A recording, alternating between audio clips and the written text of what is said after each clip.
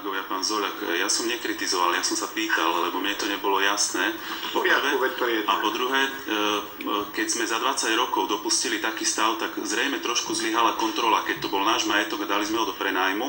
A čo ja navrhujem je, aby tá kontrola bola taká, aby niekto z nás, alebo koho vyberieme, aby bol lesohospodársky odborník, aby k žiadnym takýmto pochybeniam nedošlo. Za to, že robíte dobrú robotu, ja vám za seba aj za ostatných ďakujem.